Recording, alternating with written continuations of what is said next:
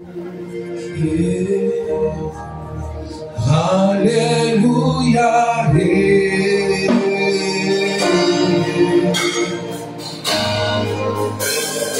Alléluia.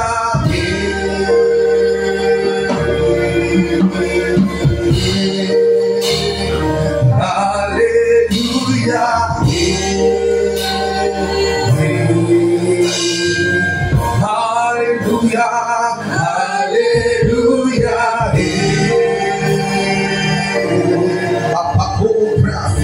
Alléluia, alléluia.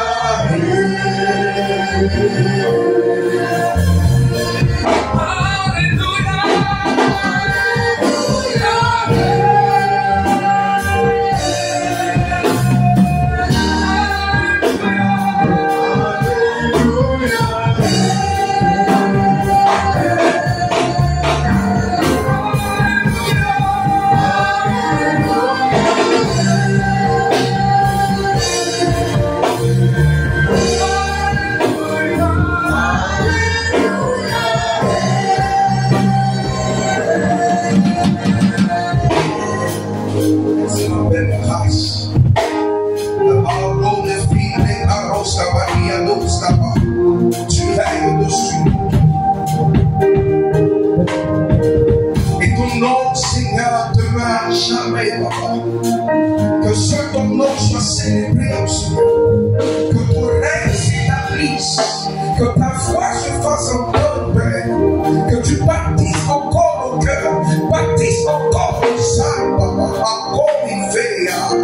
Tu as dit dans ta parole que les séjours des morts, les portes de séjour des morts ne peuvent nous prendre contre ton église. Il ne raise comme la tosse.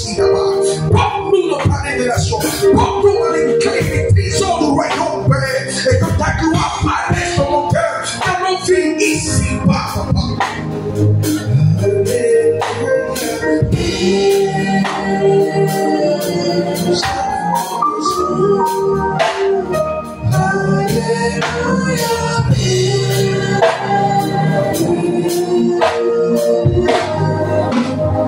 Gloire à Jésus. Que le nom du Seigneur soit béni. Nous allons prendre nos Bibles rapidement par la grâce du Seigneur.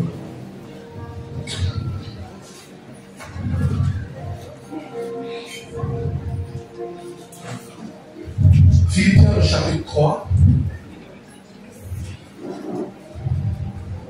J'ai besoin d'un lecteur ou lectrice, mais de l'écoute ici.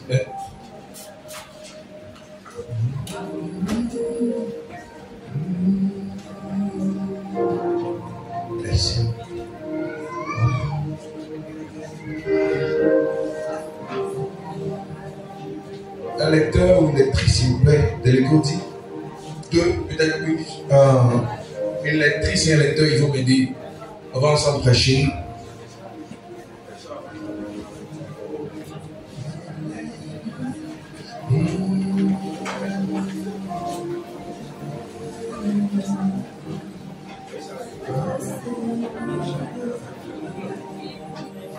Philippiens chapitre 3, le verset 12, on va aller jusqu'au verset 14. Philippiens chapitre 3, verset 12. Jusqu'au verset 14. Ce n'est pas que j'ai déjà remporté le prix ou que j'ai déjà atteint la perfection, mais je cours pour tâcher de le saisir.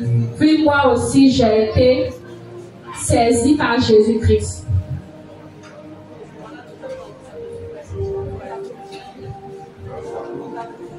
Philippiens 3, verset 13. Frère, je ne pense pas l'avoir saisi, mais je fais une chose, oubliant ce qui est en arrière et me portant vers ce qui est en avant. Je cours vers le but pour remporter le prix de la vocation céleste de Dieu en Jésus-Christ. Alléluia. Allez s'asseoir. Merci.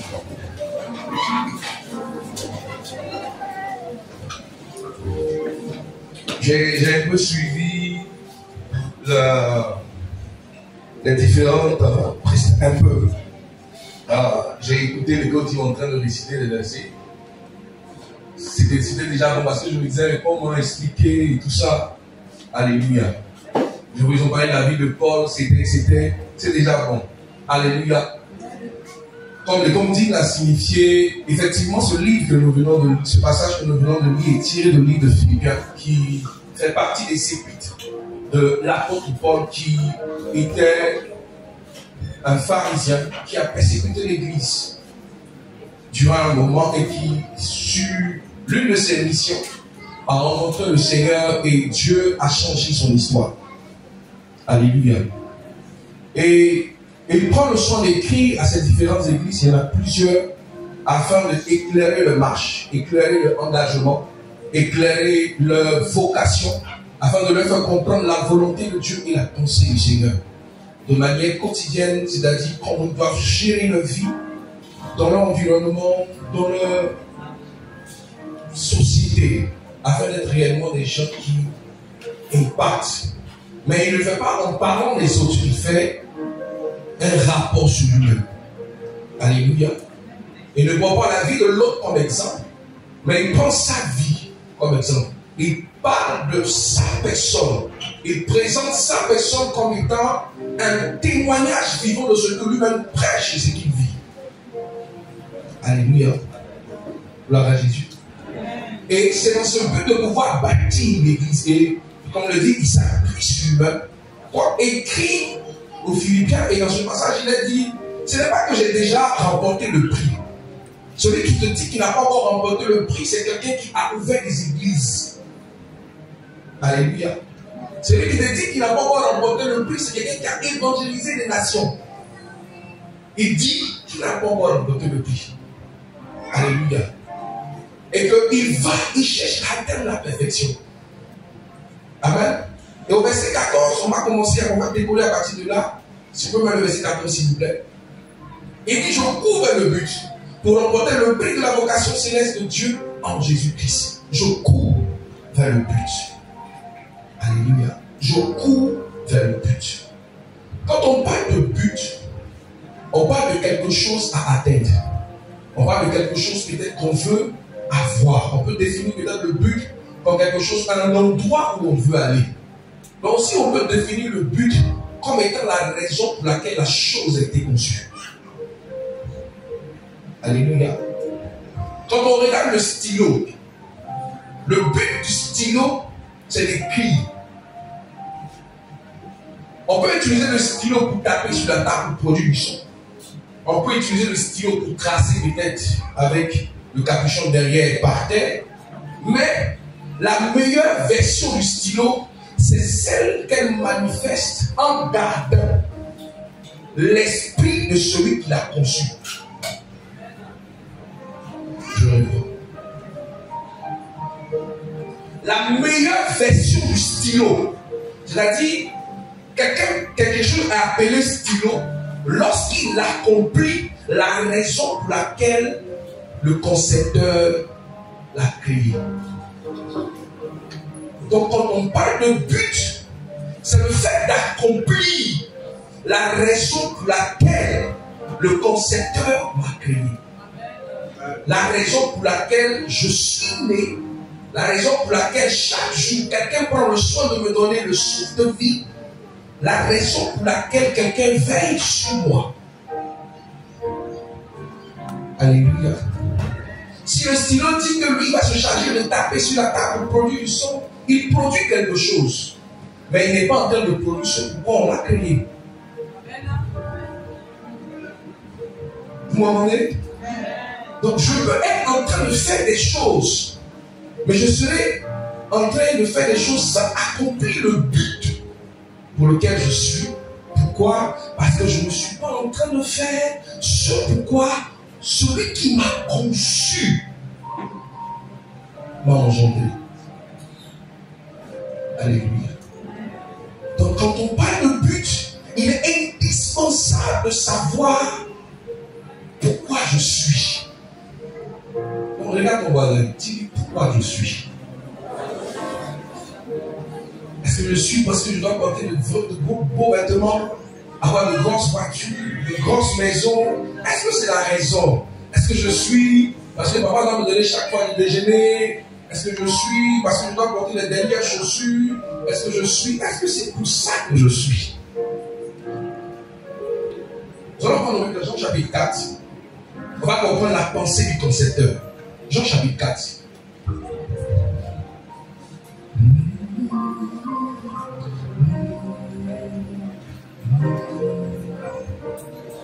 Jean chapitre 4, verset 23.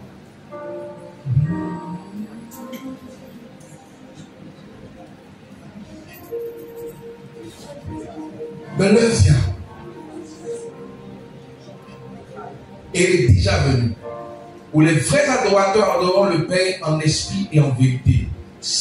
Car ce sont là les adorateurs que le Père cherche. Ou que le Père demande. Lorsque dans la première version de la création, Dieu a eu pour désir d'engendrer l'homme sur la terre afin que nous soyons des adorateurs de Dieu. Et aussi, nous soyons des canaux par lesquels Dieu passe pour accomplir son œuvre sur la terre. Je répète. Dans la pensée du Créateur, lorsqu'il t'a donné le souffle de vie, c'est que tu sois quelqu'un qui l'adore, quelqu'un qui le célèbre, quelqu'un qui le proclame, quelqu'un qui l'élève.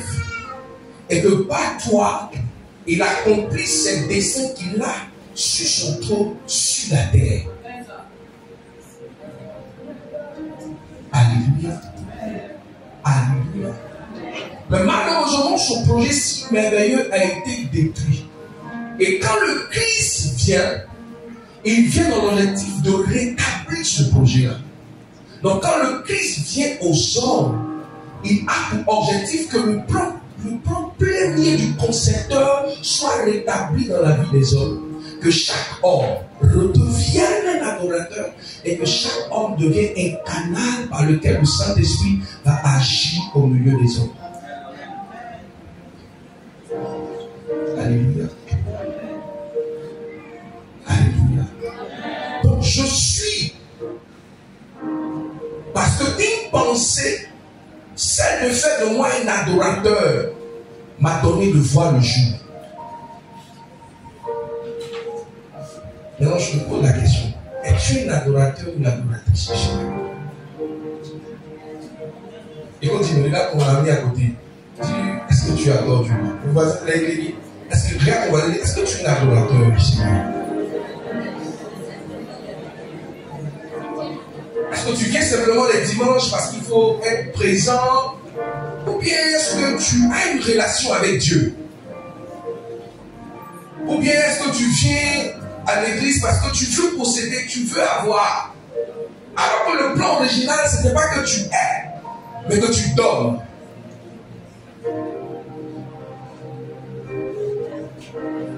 Dis à ton voisin, le plan véritable, ce n'est pas que tu aies, mais que tu donnes.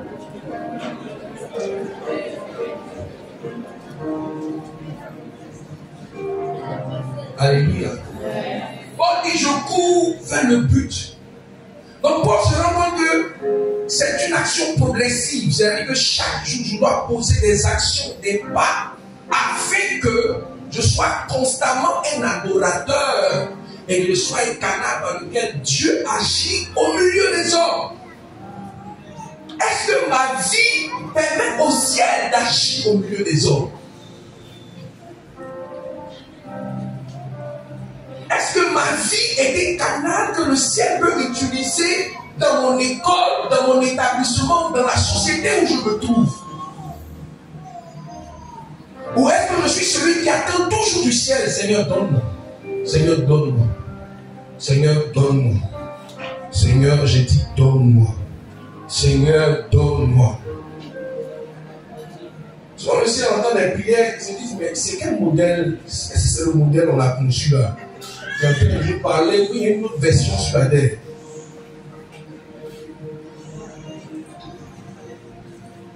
Alléluia. Est-ce que tu es un adorateur ici? On se dit, mais les adorateurs, peut-être c'est pour les grands. Non, les adorateurs, c'est pour tout le monde. On va prendre un passage. Matthieu, chapitre 19. Matthieu 19, verset 13 à 14. Tout le monde est concerné par l'adoration. Alors, on lui amena des petits enfants afin qu'il les impose les mains. Il priait pour eux. Mais les disciples les repoussèrent. Et Jésus dit, laissez les petits enfants et ne les empêchez pas de venir à moi, car le royaume des cieux est pour ceux qui les ressemblent. Laissez venir à moi qui? Donc l'adoration n'est pas seulement pour les grands. L'adoration est aussi pour les enfants. À chaque jour tu te lèves, est-ce que ton cœur adore Dieu? Est-ce que chaque jour quand tu te lèves, est-ce que ta vie est une adoration devant le Seigneur? Est-ce que ton cœur est une adoration devant le Seigneur?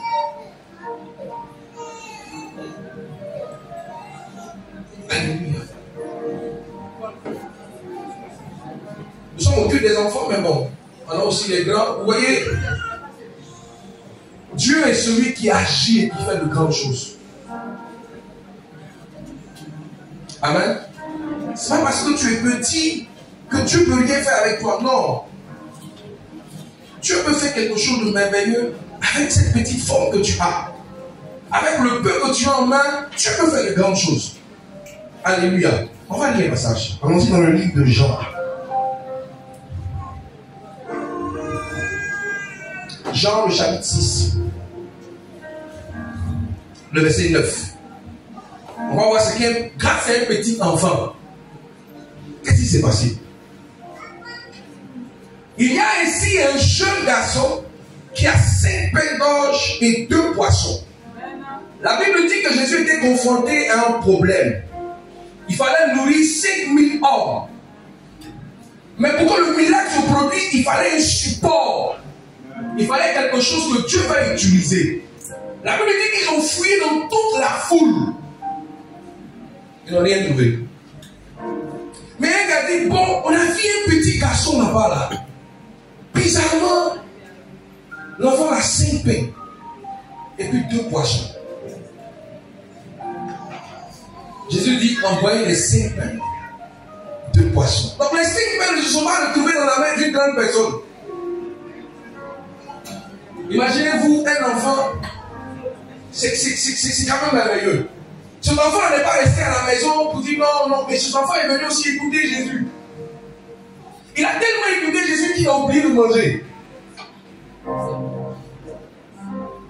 Dis à ton voisin, il va dire, est-ce que tu peux écouter Jésus et puis oublier ta faim? Est-ce que quand maman dit, allons-y à l'église, tu pleures pas, est-ce que je n'ai pas encore mangé? Est-ce que Dieu aussi, est-ce que tu as faim de Dieu aussi?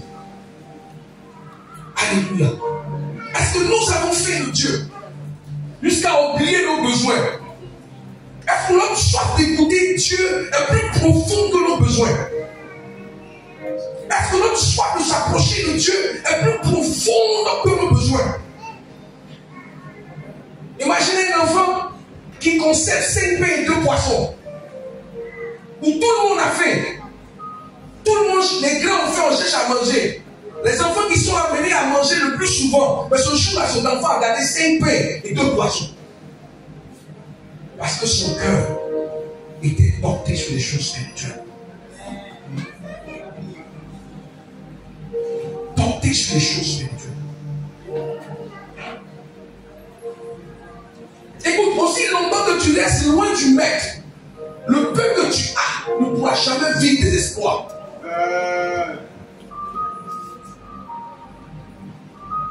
Aussi longtemps que tu restes loin de ton Créateur, le peu que tu as ne pourra jamais se multiplier. Tu te lamenteras, tu vas pleurer. La réponse, c'est pas ça. La réponse, viens au pied de ton maître. Ah, mais qu'est-ce que Dieu peut faire avec ce que le peu que j'ai? Viens à ses pieds. Qu'est-ce que moi j'ai? Je ne sais même pas bien parler, je ne sais même pas faire ceci. Écoute, viens avec le peu que tu as à ses pieds et tu verras ce qu'il est capable de faire. Certaines personnes regardent le peu qu'ils sont et avec eux, ils ne sont pas engagés pour les choses de Dieu parce qu'ils disent que je sais rien faire. Oui, viens avec le peu. Viens avec le peu que tu as au pied du maître. Vous voyez, par les hommes. Je suis enfant, mais qu'est-ce que je peux faire? Eh bien, je suis dans l'église, je n'ai pas grand chose, qu'est-ce que je peux faire? Regardez le verset qui dit, mais qu'est-ce que cela pour tant de gens? C'est-à-dire que lui qui a répondu qu'il y a 5 pains et 2 poissons qu'un enfant peut donner, lui-même il répond, mais ça, là, on peut faire quoi avec ça? Et souvent, il y a des voix qui vont te dire, tu peux faire quoi avec ça? Quand toi-même tu te regardes là, c'est quoi Dieu peut faire avec toi? On se connaît ici. Mais je te dis une chose. Ferme tes oreilles. Et puis viens auprès du maître.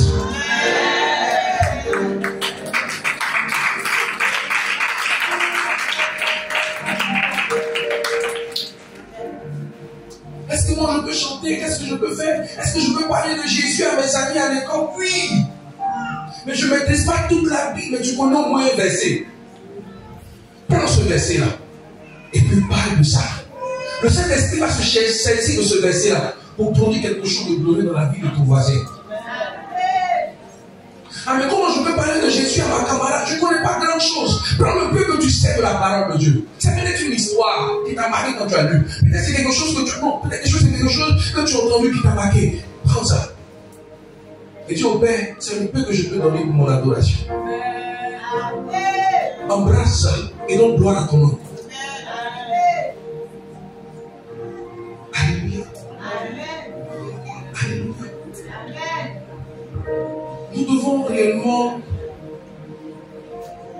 permettre au ciel d'agir à travers notre vie. Permettre au ciel d'agir à travers notre vie. Afin que le ciel puisse réellement produire une impact. Si cette église doit aller de l'avant, c'est au travers de chacun d'entre nous. Amen. Et je vais approcher un peu les enfants. Vous voyez,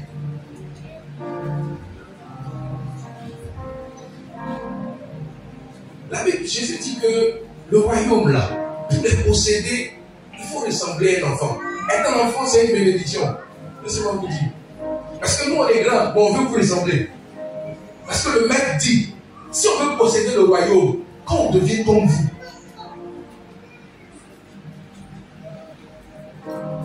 quand on devient comme des enfants, c'est ainsi que nous, on pourra voir le royaume. Donc, être un enfant, c'est une bénédiction.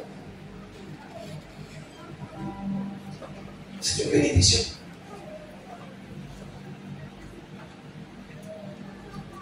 Alléluia. Gloire à Jésus. On va tous comme les enfants, on va tous. Alléluia. Est-ce que tu sais que par ta prière, Dieu est capable de changer la situation à la maison? Tu sens que papa et maman, il y a un esprit qui est en train de les fatiguer. Tu te mets à genoux, peut-être les nuits en train de prier pour dire, papa, Père Céleste, voici la situation, papa et maman. Je te prie que tu interviennes. Tu vas le faire. Seigneur, papa est en train de traverser des situations difficiles, ou peut-être au niveau du travail, des situations financières bizarres. Père, interviens, tu vas le faire. Tu es capable de le faire. Mais ne t'assois pas seulement à la maison à manger, non, le ciel a besoin de toi aussi. Ça peut aller. Ça peut aller. Ne reste pas toujours en train de regarder la télévision, non, prends le temps et lis ta Bible. C'est pour nous tous. Aujourd'hui, nous sommes souvent des chrétiens, on peut passer des heures sur les smartphones. Maintenant, les smartphones, qu'est-ce que ça bâtit en toi? Regarde, on va dire les smartphones, ça bâtit quoi? Ça bâtit quoi en toi? Quand tu as passé 2 heures, 3 heures là, qu'est-ce que ton âme a retenu? Qu'est-ce que ça façonne en toi? Qu'est-ce que ça produit en toi? Quelle est la flamme que ça jaillit en toi? Qu'est-ce que tu dis? Ça produit quoi en toi? Qu'est-ce que ça produit? Maintenant, quand tu passes 3 heures à l'église, il y a des gars même nous t'as fait ton quitter ici.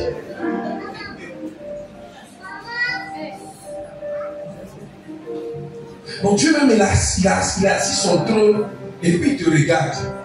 Il dit, mais celle-là a fait 3 heures sur Facebook, TikTok. C'est peut-être quand le portable s'est déchargé qu'elle est quittée dessus. Maintenant, il vient dans ma présence, son nom 3 sur 4 heures de temps, son esprit n'est plus là, il est quelque part ou il est quelque part là-bas. Comment veux-tu voir les résultats? Comment veux-tu voir les résultats?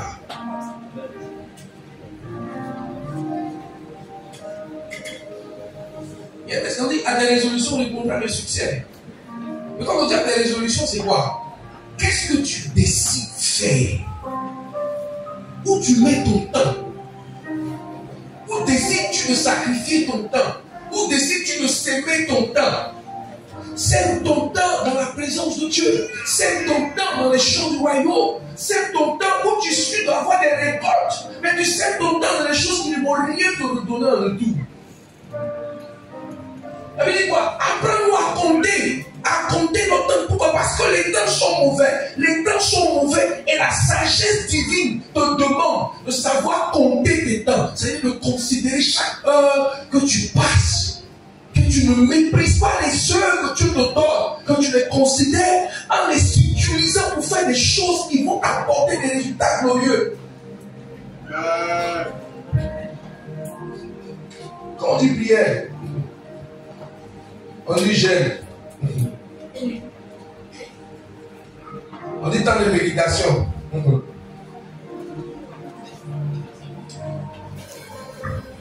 Tu es enfant, tu es fille de Dieu, fils de Dieu, que ce soit le territoire où tu es. Quand il s'agit des dernières informations de la terre, qui sont les réseaux sociaux, quand on te touche, ça baisse. Tu baies le lundi, à mardi, à mercredi, il y a 2 semaines en arrière, ça baisse.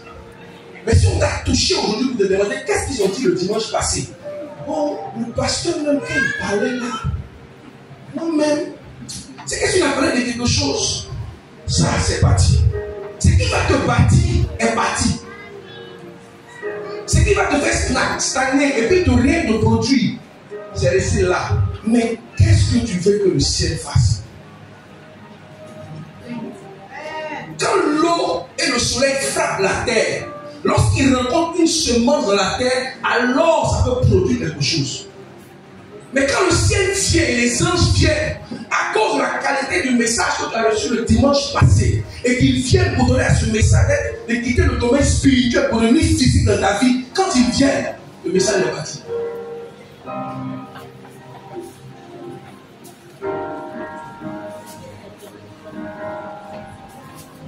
Il retourne et dit, ah, on est parti, mais il n'y a rien dans le sol. Il dit, bon, quand on est arrivé, on a creusé, on a vu TikTok, on a vu Facebook, on a vu Instagram, on a vu le groupe de WhatsApp, on a fouillé, hein. Mais le message de dimanche là, ce n'est plus là. Il dit, si vous honorez ma parole, moi aussi je vais vous honorer.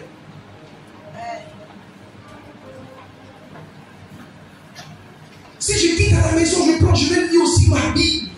Il faut que la relation avec Dieu, ce ne sont pas mes parents, ce ne sont pas mes amis. On parle de relation avec Dieu. Et les gens, ça fait 2 jours, je n'ai pas appelé ma copine là. Hein? Mon ami là, ça fait 2 jours, mon ami, ça fait 2 jours, tu ne veux pas, je n'aime pas, ça te dit rien. Mais ça fait 2 jours, tu n'as pas appelé ta copine, mais ça fait 2 jours, tu n'as pas appelé ton ami. Et puis tu l'appelles, fait 2 heures au téléphone. Et puis tu es ravi. Ah, mon ami. Ça fait 2 jours, je n'ai pas vu mon ami, déjà il est là-bas. Mais ça fait 2 jours que le ciel tape à ta porte pour t'entendre, pour t'écouter, pour te dire quelque chose concernant ta maison, ton foyer. Mais tu n'es pas là. Toi, tu cours avec quel but?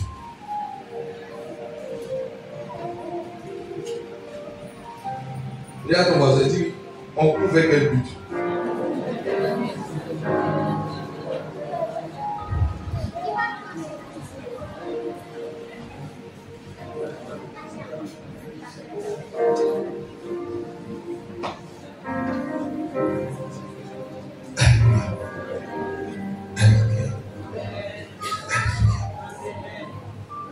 Ne méprise pas le peu que Dieu t'a donné. Ne méprise pas ce que tu appelles peu. Parce que ce que toi tu appelles peu, Dieu voit la capacité de pouvoir nourrir 5000 personnes.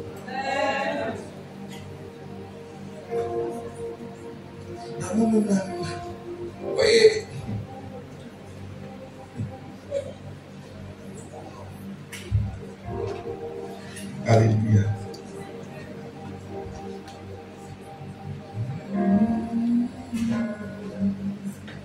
Et j'ai défini au départ que le but, c'est le fait de pouvoir manifester ce que le concepteur a fait. Alléluia. Nous allons lire un passage.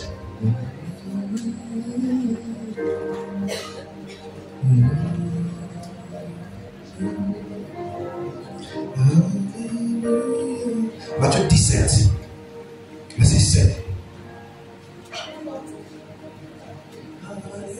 Matthieu 17.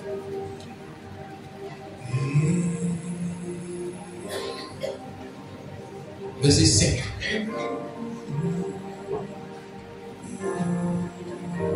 Comme il parlait encore, une nuée lumineuse les couvrit.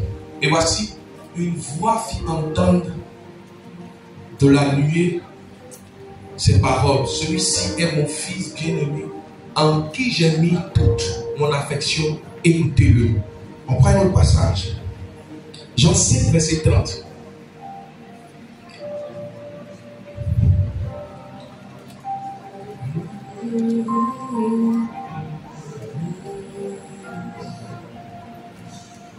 Je ne puis rien faire de moi-même selon que j'entends. Je juge et mon jugement est juste parce que je ne cherche pas ma volonté, mais la volonté de celui qui m'a envoyé. Alléluia. L'une des choses qui était la pièce maîtresse de l'action de Dieu dans la vie de Jésus, c'est qu'il faisait la volonté de son Père. C'est qu'il faisait que la nature l'écoutait. La parole dit écoutez-le. C'est qu'il faisait que la nature l'écoutait. C'est qu'il faisait que les choses l'écoutaient. C'est qu'il faisait que l'environnement l'écoutait. C'est qu'il faisait non pas ce que lui il voulait, mais il faisait ce que le Père voulait. Comment tu veux que les choses t'écoutent si tu ne fais pas la volonté de Dieu?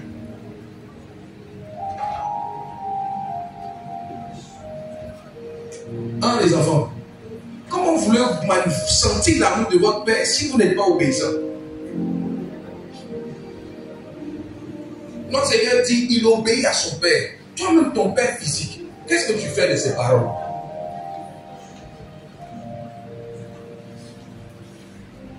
Qu'est-ce que tu fais des paroles de ton Père? Ou des paroles de ta mère? Quand maman dit ça, est-ce que elle te voit en train de réjouir son cœur en obéissant à ce que papa a dit ou ce que maman a dit? Ou quand maman dit ça, toi ton esprit crée autre chose pour accomplir cela? Comment tu veux que papa puisse t'honorer? Comment tu veux que maman puisse t'honorer? Si tu n'obéis pas à leurs paroles, si tu n'honores pas leurs paroles, si tu ne les réjouis pas. Regarde ton voisin, écoute. Dis, écoutons les paroles de papa et maman. Parce que quand tu es venu au monde, là, tu ne sais pas ce que Dieu leur a dit. Que cet enfant-là, voici ce que je veux faire avec lui. Cette fille-là, voici ce que je veux faire avec elle. Et ils savent ce que Dieu veut faire avec toi. Donc c'est pour ça qu'il te donne des instructions. Obéis-les. Ne peux même pas un ami de quitter nulle part pour te dire que c'est comme ça on va faire. Tes parents aiment trop ça. Non. Dis-lui, toi tu es mon sorcier. Parce que ma vie là, elle se trouve dans la bouche de mes parents. Mon bonheur se trouve dans la bouche de mes parents.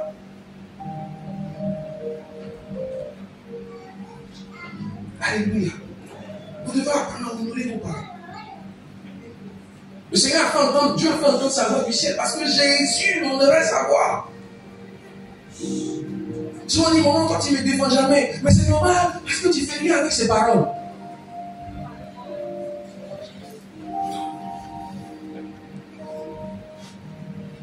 Alléluia. Alléluia. Nous devons honorer les parents. C'est un principe divin. Alléluia. Chaque homme créé par Dieu est changé par une volonté. Et la nature observe ton cœur concernant la volonté de Dieu. La nature la terre, les animaux, l'environnement, le monde spirituel observe ton cœur par rapport à ce que le ciel dit. Si tu n'entends pas ton Père Céleste, tu n'entends pas ses paroles, ils ne vont pas t'écouter.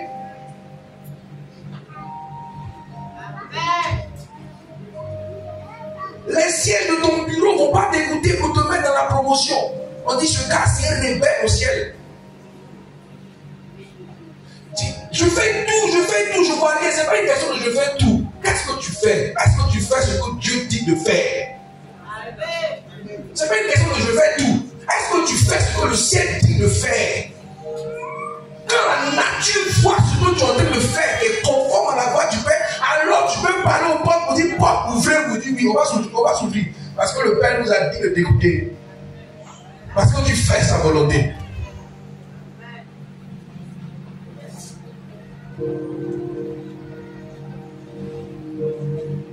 Est-ce que tu fais sa volonté?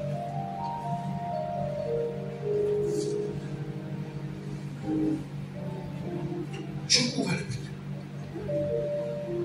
Alléluia. Gloire à Jésus. On dit, il fait comme s'il n'a pas rencontré le but. C'est-à-dire que chaque jour, il veille sur sa vie pour donner la meilleure version de lui. C'est-à-dire que chaque jour, il s'examine. Chaque jour, il s'examine afin de trouver des défauts en lui. Ça sous-entend aussi qu'il est quelqu'un qui est prompt à écouter des reproches. Il dit, ah mon ami, là, tu ne fais pas bien. Mais tu es quel genre d'enfant à qui papa ne peut pas dire ce que tu as fait là, on ne fait pas ça. Ou bien tu es quel genre de personne à qui tu ne peux pas utiliser la bouche de quelqu'un pour te dire, ma soeur ou mon frère, ce que tu es en train de faire, on ne fait pas comme ça. De quel droit tu me parles comme ça? Comment tu peux me dire ça? Moi, c'est à cause de Dieu, et sinon moi, on ne me parle pas comme ça. C'est à cause du pasteur, hein?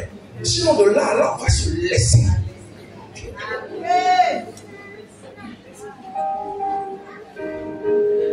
Un gars qui a fait de grandes choses, il dit qu'il considère qu'il n'a encore rien remporté. Donc il travaille continuellement à ce qu'il ait une meilleure version de lui. Pourquoi? Parce qu'il veut ressembler au Christ. Si tu prends la bouche de quelqu'un pour te parler, c'est parce qu'il y a des choses que le ciel a fait qui ne sont pas bonnes, qui veut retirer pour que la gloire de Dieu paraisse encore dans ta vie. Mais quand Dieu envoie la personne pour te parler, automatiquement, mais ce gars, il se prend pour qui? Tout ça, c'est le pasteur qui a permis tout ça. Ça connaît Dieu. Si on se donne, on se voit, et puis lui-même parler.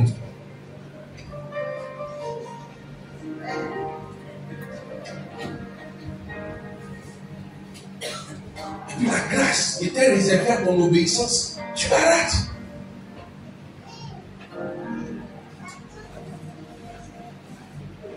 Il travaille continuellement sur sa vie. Il se remet en cause. Pour encore produire 100 aujourd'hui, 200 demain, 500 demain, 1000 demain. Je fais aujourd'hui, peut-être j'ai voulu réjouir le cœur de papa. Je n'ai pas réussi. Papa est fâché. Moi je ne me décourage pas. Non. Mais papa, mais pourquoi ça là? Je n'ai pas pu. Non, c'est comme ça que tu devais faire. Ah, d'accord. Ok, je fais encore demain, je fais encore des efforts. Pour être un fils à la gloire de papa ou une fille à la gloire de maman. Mais quand papa me fait des reproches, non, c'est que moi c'est fini. Si tu m'envoies, vous ne vais plus. Toi, il faut faire des choses, je ne vais plus. Parce qu'on a fait quoi dans le fond? Quand tu envoies les gens, c'est pas qu'ils te prennent, moi je ne vais plus. Non. Non. S'ils parlent sur toi, c'est parce qu'ils veulent que tu sois meilleur. S'ils te font des reproches, c'est parce qu'ils veulent que tu sois meilleur. S'ils disent que ça n'est pas bon, approche-toi de moi, mais comment je dois faire? Et puis écoute. Alléluia.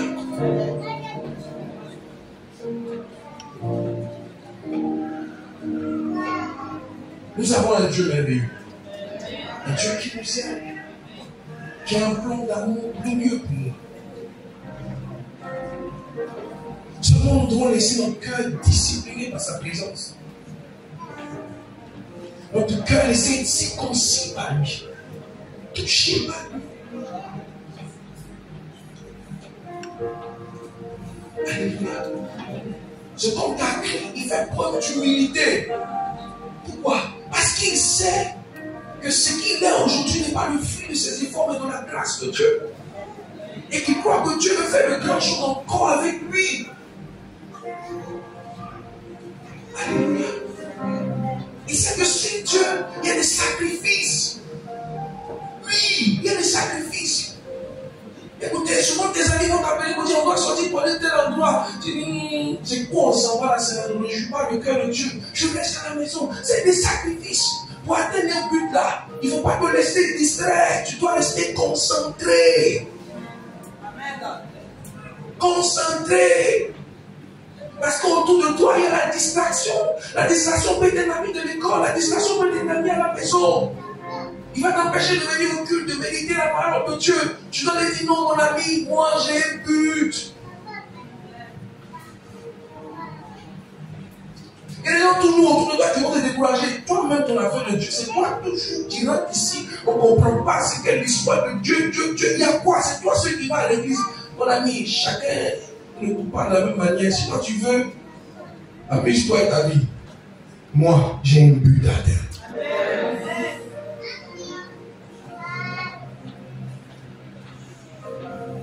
Un but. Je suis l'adorateur du Seigneur. Ma vie appartient à Jésus. Je dois être son reflet sur la terre. Je dois manifester sa vie. À la maison, il faut que quand on rentre dans la maison, on dit votre enfant là, vraiment, c'est vraiment, il prend Dieu au sérieux. On sent qu'il a la crainte de Dieu. Il faut qu'on sente au quartier, cette dame, ce monsieur, vraiment, si tu veux entendre la voix de Dieu, prête-lui ton oreille. Si tu veux entendre les choses de Dieu, tourne-toi vers lui. Mais tu passes dans ton quartier. Il ne faut pas saluer la femme là. Le monsieur a les ailes là. Non. Tu es la lumière du monde. Tu es la lumière du monde. Tu es le sel de la terre. Tu es la lumière. Tu dois éclairer. Les gens doivent avoir envie de venir vers toi. Les gens doivent recevoir des solutions venant de ta part. C'est pour ça que le ciel t'a chargé.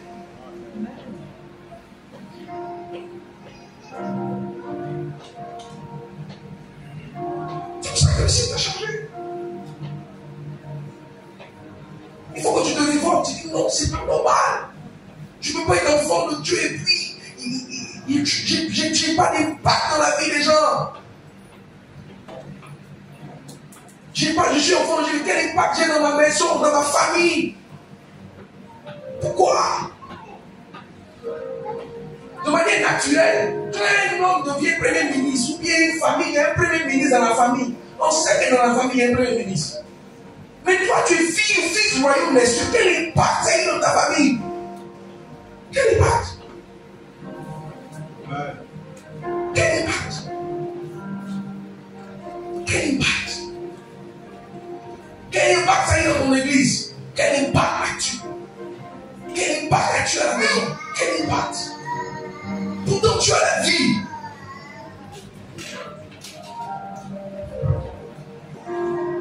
Alléluia. Alléluia.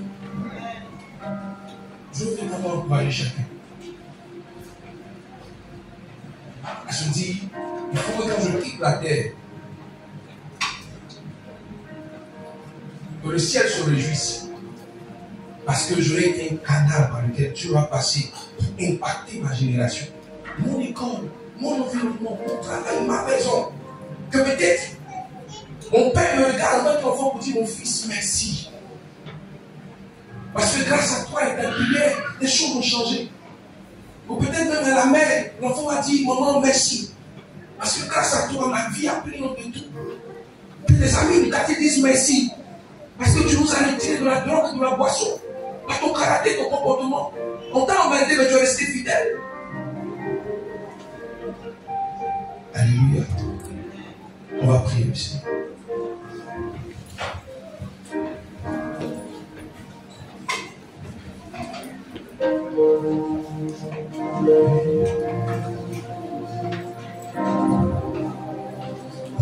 Alléluia.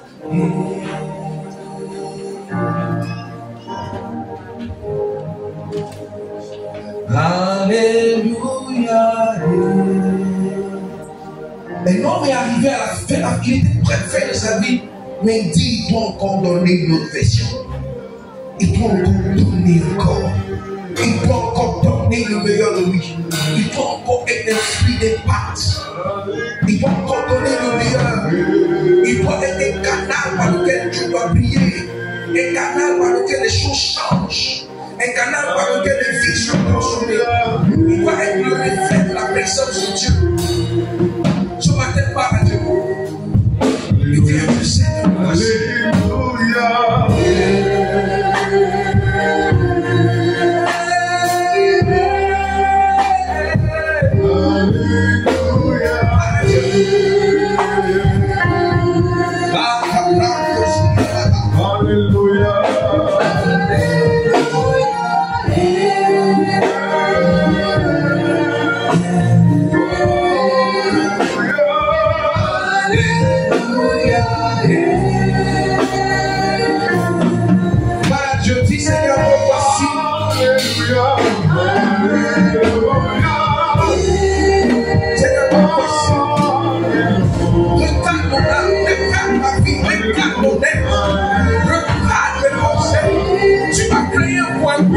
Tu m'as créé pour une mission, tu m'as choisi, tu m'as établi quelque chose, la parole, la manière.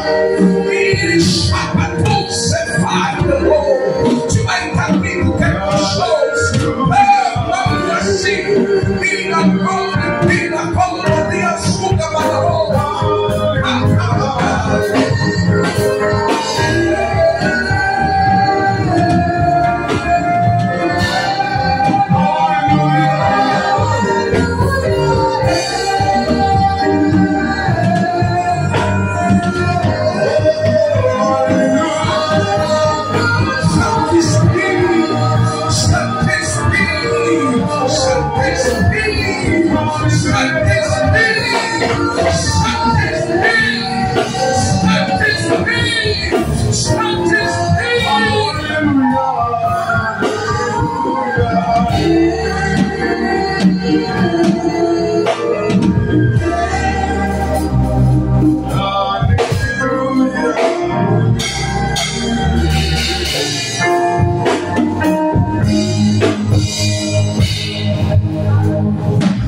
Glória a Deus, quelqu'un peut acclamer très fort le Seigneur Jésus.